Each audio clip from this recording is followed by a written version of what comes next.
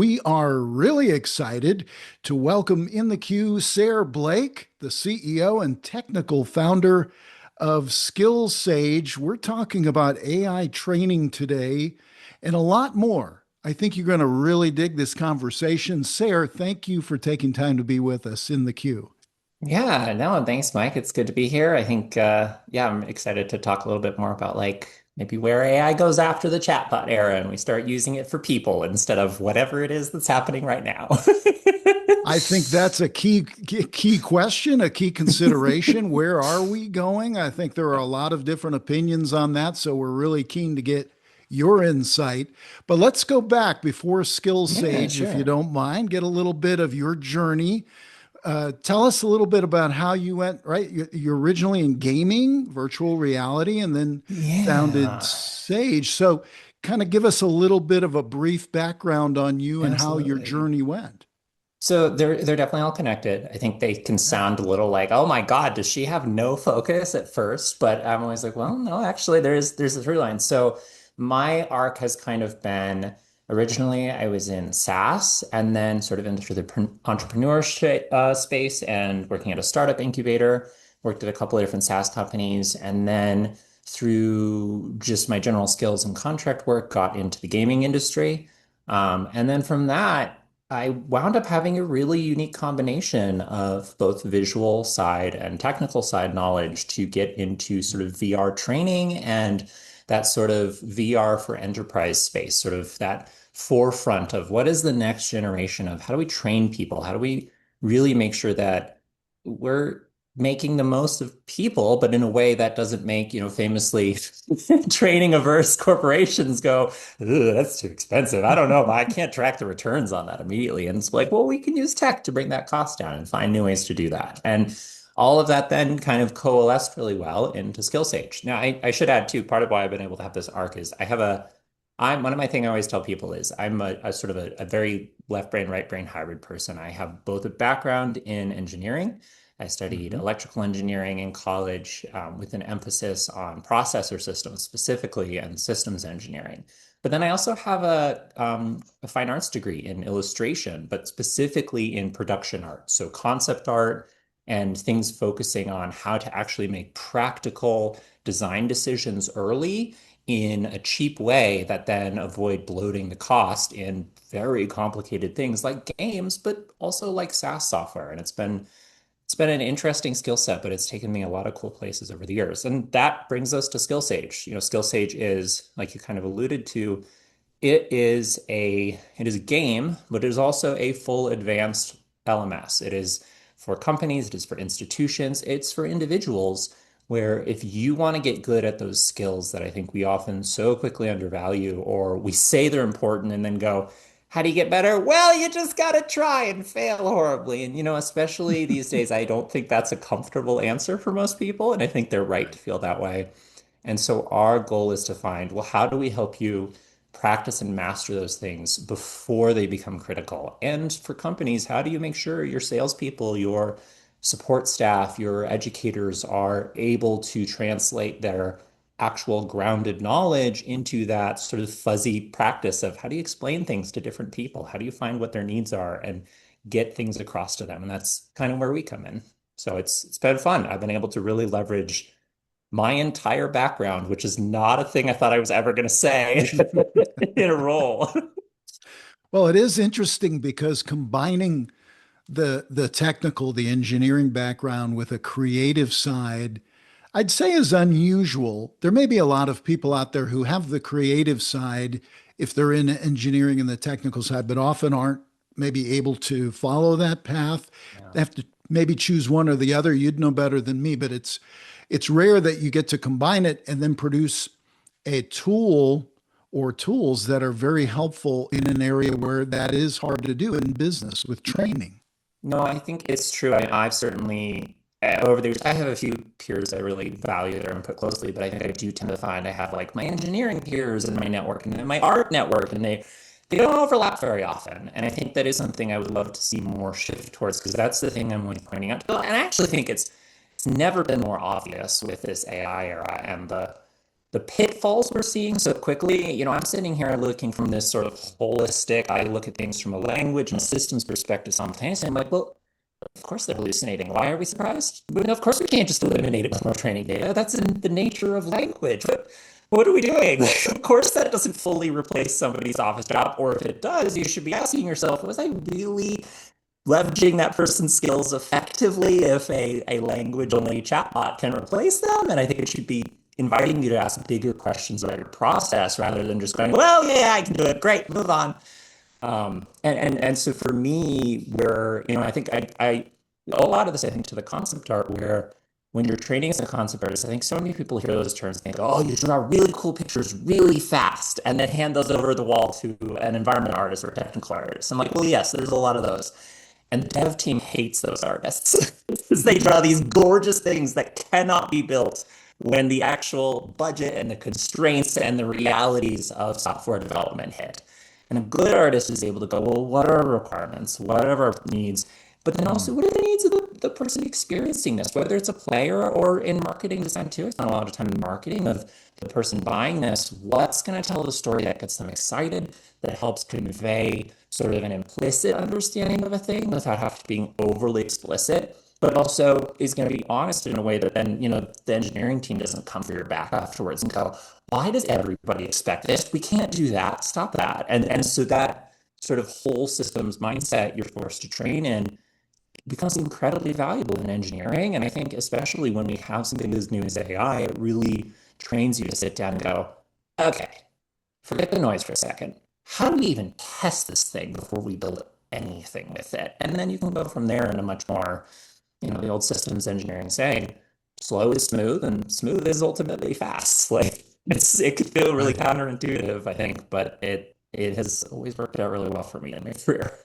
You bring up so many good points and so many things to think about, but let me make this a little focused Absolutely. on AI first of all. So you're Please, living yeah. in the world of AI. So many of our Absolutely. listeners and readers are thinking about AI, trying to make decisions Yeah. based on it. And what you touched on, really cool.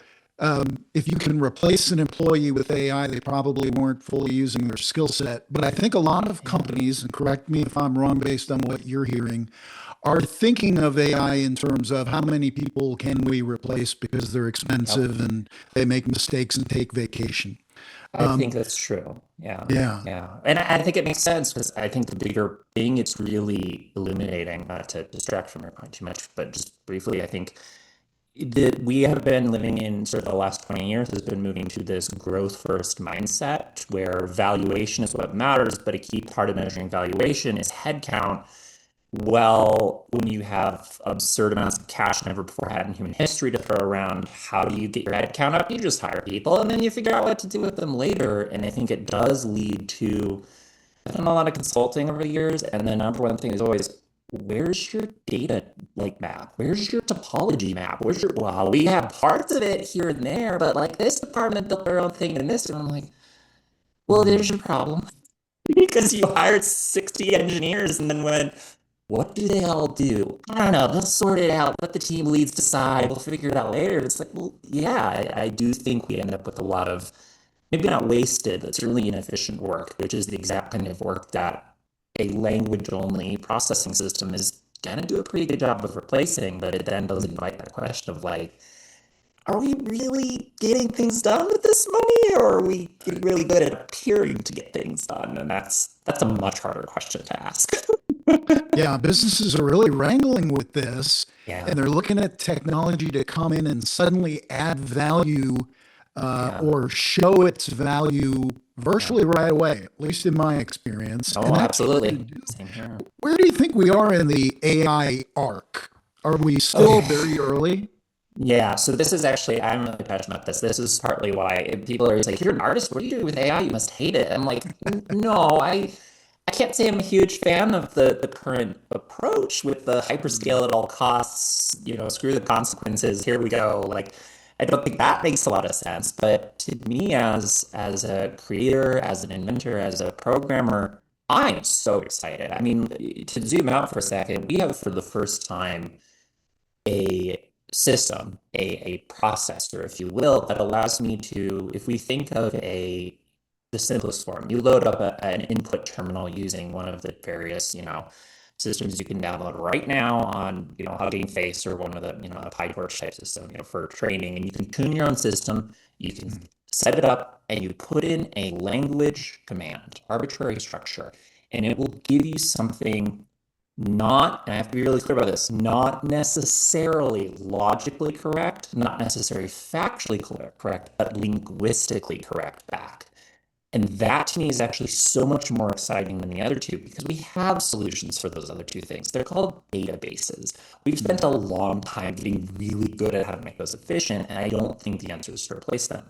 But the thing I have not been able to do, and games have struggled with this, user interfaces have struggled with this, is how do I map the very concreteness but incredible fuzziness of human language to the way a computer works without sitting there and programming out a massive, old school adventure games with their parsers, and somebody had to sit there and go, how many different ways can somebody type the word search? Okay, I'm gonna hard code all of these in there and responses, and like that's not sustainable in the long run. And this is suddenly going, actually, computers can do that. We can, and it says about human language too. I think it's really cool. Like, oh my God, human language is so stable and so consistent in a communication sense under the hood across all languages and cultures and contexts that you can feed it all into a computer model and it can actually measure the abstract shape of this weird thing that is our way of communicating underneath the words and the pictures and all the other stuff. And that's really cool to me. The downside to all of this, now comes the but.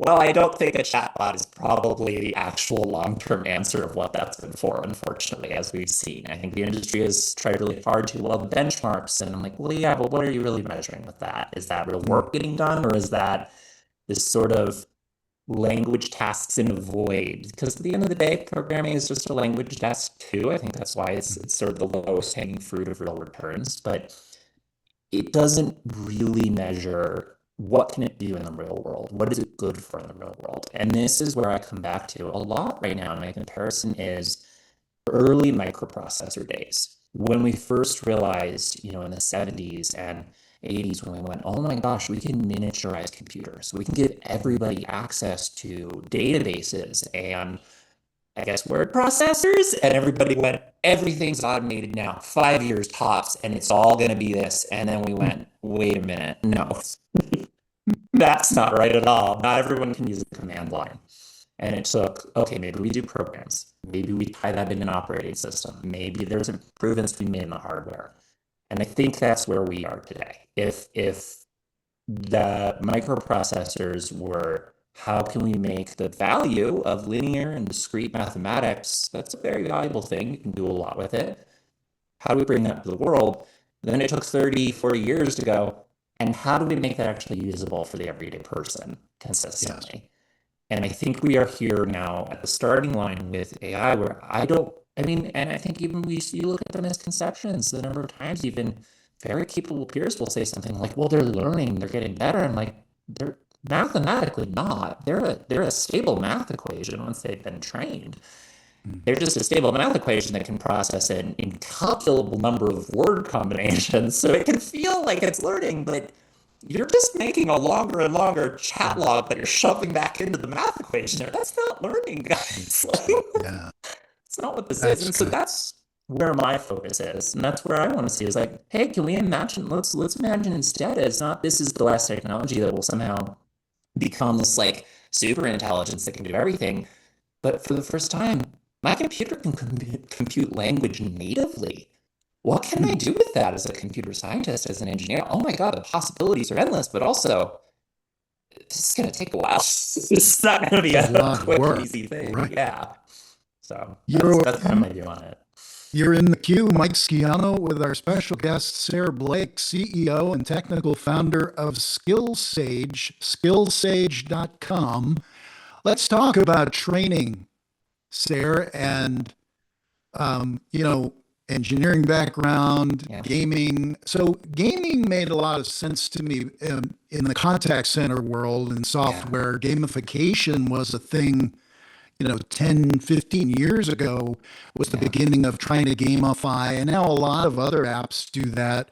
Banking does it. I mean, all kinds of apps. Yeah. So it's kind of makes sense to me that you might go into training. Is that correct? Did you use that gaming training in your modeling for the Yeah. training that Skillsaige provides? Yeah, and now I do have to specify too. I think I should clarify. So I agree. I think it's a great shift. What I have been frustrated with, but I think makes a lot of sense, is we have this big push towards gamification. Oh, humans learn by play. Humans learn by this enjoyment of a story, a narrative that unfolds by progress. Okay, great, that's true. What we seem to have settled on as an industry is the only thing we're going to copy are the metricization and the dark pattern design of like, how do I make a game addictive without any other considerations? Mm. And that makes sense. That's an easy first step. But that's like it's like 20 years behind where like game design is now as a theory of like actually what makes people care. And I think the game industry is grappling with this. They went through this arc. We saw the mass expansion of, and we're still dealing with it right now, of maybe we just make everything gambling. Maybe we just make everything Seems compulsive like victory it's going loops. that way. Yeah. It's they're trying really hard and they're lighting themselves on fire every 5 years because of it, and then scrambling to reorganize and try to keep the train running and not address the underlying issues. But I think that makes sense. I think it's not a thing that happens overnight. I think it's a long tail arc. But I want to see that next level in the non-game stuff of how do we actually understand the methodology of play, the pedagogy that goes into what makes learning less friction, right? And I think that's sort of where our focus is. And so we took that to heart of, well, first of all, you learn by doing. 20, 30 years ago, video games, the dreaded tutorial would pop up and be like, here's 6 pages of text. Read and memorize this before you walk 4 feet, and then we're going to make you do it again. No, nobody likes that. Skillsaige is really built on the idea of, we have people, gaming is more common than ever as a hobby nowadays, and you have people who can play these massively complex, deeply fictional worlds with intricate rule sets and interact with them confidently, but then go and struggle to, progress in their career at any job, name it, whether it's retail or management or an office job, because well, what's the difference? It's not that those systems are more complicated. Oftentimes they're less complicated, Mm. but the way we train them is very different. And so that's sort of our first approach is Skillsaige is designed to take that typical corporate training of here's your binder, here's your video we ripped from a VHS tape from the 90s and attached to a questionnaire and go, no, no, no, that's not how we learn. We've realized that. And so it breaks it into it should be something you can do every day. It only takes a few minutes. It should not be once a quarter, and you should get immediate and clear feedback of how can I do better next time so that you can be motivated to see that and set those targets. It also splits into how do I practice and then how do I go and see if I'm gaining those skills. So on one side we have it's very Duolingo-esque, 5 minutes of very Socratic questions. Some of them are true false, where you can understand through context what the right one is and retry quickly. But also some where we start to leverage AI a little bit, more open-ended stuff of here's an exchange between two people. What could they have done differently? Critique person A's approach. Open-ended, let's see if you can do it. And it forces you to engage in a little different way. Same thing of, let's just give you one question someone might ask you, whether it's sales. How do I know which product is right? Or if it's a job interview, tell me about your work history and see if you can sort of reflect back those skills. When you're feeling confident, you can go over and actually practice with Sage, who's a full real-time, this is where we can leverage the game experience, 3D avatar, who can emote and she can interact with you. And she actually then can walk you through a scenario. And it's not a chatbot, which is the key thing. I know you're talking to an AI, and that's the key part. That's her secret sauce is it's not a chatbot. We tried that.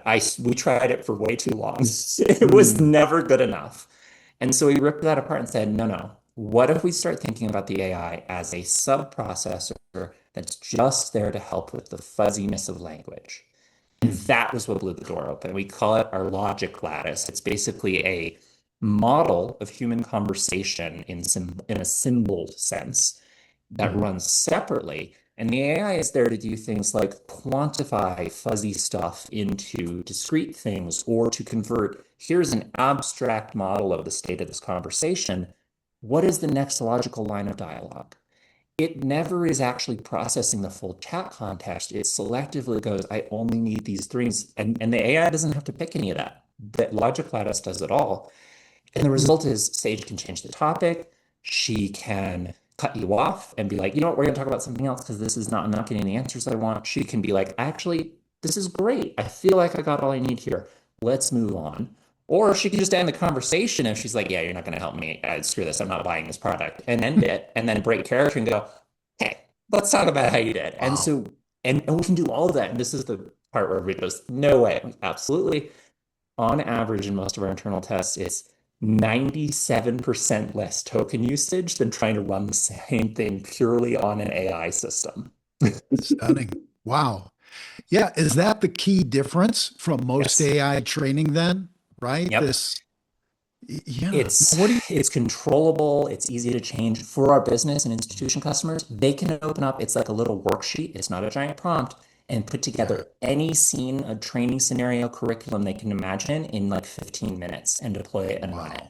and get feedback. It's really quite incredible. I'm really proud of the team, but it's been Stunning so interesting. technology. Yeah. How do you bring in? I mean, did you bring in trainers, educators to help you? Yes. Or, yeah, Absolutely. you'd So have everything to, has been right? we Yeah. do everything with experts. I have some areas, obviously I've been a manager for years. I've studied a lot of this and so like there are areas where yeah, I can provide content. My COO is handles, the business side. He's an MBA. He's got a lot of experience on that side. But for things like sales and, I think for some of and we're regularly rolling out free content and all our public content is and always will be free. Anyone is free to use it and try it. For businesses, they can copy anything we've made and edit it Wow. within a few minutes and make their own versions as a template. So we're always rolling out more, but for our actual customers, we have, sometimes they'll be like, hey, can you just help us, convert our handbook into this specific thing? So we've done things like conflict resolution or just like even how to adapt to office culture if you have a lot of international workers and there's like cultural conflicts. It's very quick for that. And the stability, I think, speaks for itself pretty quickly where you go, oh, this is so different. And, Hmm. yeah. And Flexible. so Sounds it's very, customizable, flexible, easily yeah. flexible. Yeah. One of our initial funders is a professor at a university here and invested partly because she really believed in what we're doing and it aligned with her practice of she studies pedagogy and learning technology and was like, yeah, I need to be involved in this. I want Wow. to advise. And so she's also been really instrumental in shaping a lot of the coursework and the curriculum. That's fantastic. Skillsaige.com Yeah, is the skillsage.com, website, right? SAIGE. That's our trainer Sage. Sage. Sayre Blake, our Oh, guest on In the Queue, the CEO. Um, so on a practical, so you used trainers, you used yeah. educators to help develop this. What do you say to them now? And what do you say to other educators, trainers who are working in businesses right now, Sayre, who are concerned that they'll Absolutely. be replaced? Well, what I say is, I think I know so many of them. And I'm like, how easy is it for you to even convince people to spend the money to run your 4 workshops a year? And I'm like, is that a good use of your skills? Or are you actually much better to maybe you're the one managing the entire program because your expertise is grounded in reality. You're the type of person who can encode that and bring that to everyone. And you can then immediately capture data showing the efficacy because you can quantify, hey, here's my star learners. Here's, my people are struggling and how I can address it quickly. And it allows you to participate not as this like you have to constantly fight for, well, we got to do some training to I can actually contribute with hard metrics showing the growth and improvement and the value of my role. And that's really powerful too. And, it also then lets you find in those people who need that extra like one-on-one practice, that with a human, that nuance of you can find them very quickly and give them that and then bring them what they need in the system, either with like, hey, let's fork that and make some custom, courses for that cohort. And it's not about replacement. I think it is really about empowering and bringing people into that space of you can be an equal part of the sort of data oriented conversation in the workplace and the business decisions that other parts of the pipeline are right now. And it's really hard to be that as a trainer. And I think it's why it's continually really undervalued as a critical part of business infrastructure. It sounds like with Skillsaige, you can move from, as you mentioned earlier, the kind of the quarterly training, which was still is such a big deal. You've got to announce Yeah, it. Everyone yeah, has to go through it. It takes hours yeah, sometimes to get through all the courses. absolutely. With Skillsage, it sounds like you can spin up courses. People can take advantage of them 5 minute increments, Yeah, get training regularly rather than once a quarter, once a month, once every 6 months or annually. You can do more training, more effective, maybe. I yeah, don't want to absolutely. speak for No, you or the that's what we're product, but seeing. it's what it sounds like to me. We're still early, but that's what we're Yeah, seeing very quickly here. And I think it's a mindset shift of, oh, maybe sure. this isn't an expensive thing. I eventually am big enough to do this. Because the other side of it is there's no token costs. There's no weird, like any of that stuff you're expecting with AI tools right now. It's very much Yeah. more classic, SaaS. Here's a flat fee based on what you need and what you don't. I'm and being, that systems engineering side, I've personally been there and architected all of our architecture. So I'm very confident when I can say things like, yeah, we meet a wide range of needs from enterprises, some of our leads we're talking to right now are institutions where we're going through the acquisition process of, 60,000 seats down to, do you need just 2 seats for you and your team? Great, let's do it. It's going to cost you like less than a premium subscription to one of here's a 10,000 videos for your team to sort through, and hopefully you'll find five you can have your employees watch that are helpful. And it costs, that's one of the advantages of this. It's actually more processor efficient than like streaming a 4K YouTube video for the Now same is time period. that's impressive. Well, is this something though you better get on board now before it gets too expensive? Well, it will get more expensive, won't it? Or are you I building a model that will maintain a super efficient so I pricing can't model? speak for other companies, but for Sure. us, my goal has absolutely been, yeah, we're not building a thing where I don't want to build a thing where it's VC backed and we're subsidizing your costs and we trap you in there. The costs we have today are the costs that are there, and we've baked out in our projections to be very careful as we add more features. It's not, and then we raise the price floor so we stop burning money. Nope. We're designed to be sort of profitable from day one. That's worked really well for us. That's what we built towards.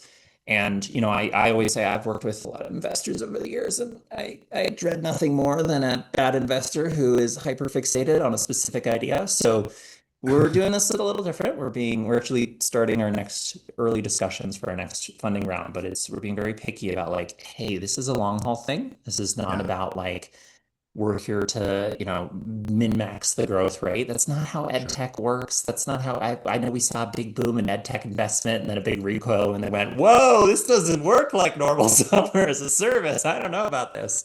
So we very much are like, if you need this, whether you're a small company or a large company, you can work with us trusting that like, no, this is a stable thing. We do see this as where AI is going to have to start shifting in 2 or 3 years, and we want to be there first as an early and reliable choice of like, hey, we got your back. We can take away some of the question marks at least in this space for you. Boy, anything you can do to make it easier to make decisions to implement Yeah. AI solutions, that's a winner because that's one of the big struggles for managers, senior leadership, right? You're talking to them every day. What is your sense of what senior leaders, people who are buying applications, are they really still confused? Are they looking at lots of solutions and not They sure are, what to do? yeah, and I Yeah, and I honestly don't blame them. I mean, I am a huge computer nerd. I am really deeply into this stuff, and sure. I'm like, it's a lot to keep up with it. So I think the Yeah. biggest problem right now is the industry's first wave of it'll solve everything is coming back to bite them in the butt. And they're like, oh, we still can't make it solve everything. Hold on. Also, we're going to need to start charging you metered. I'm like, Mm, that is how you do backbone services. You can't do that to an endpoint customer. Are you crazy? That's just not gonna sustain.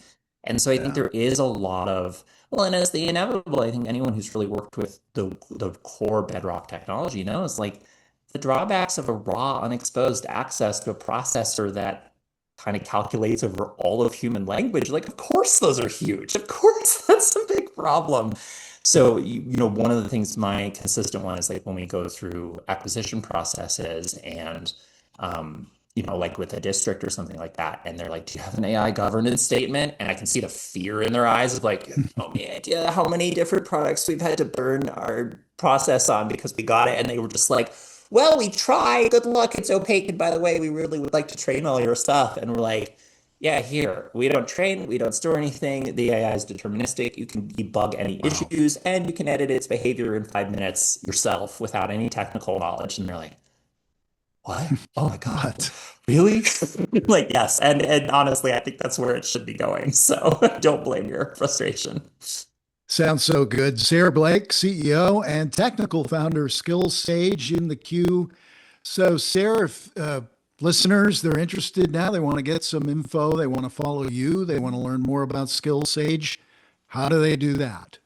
Yeah, absolutely. So obviously, you can always check out our website, skillsaige.com, Saige. Follow us on LinkedIn. We're just actually getting started on bringing up our sort of posting and content schedule regularly on that side as we move out of sort of our local network and a little broader.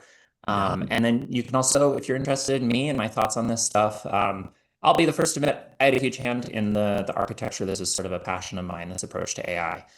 So you can follow me personally, sayreblake.com, Sayre.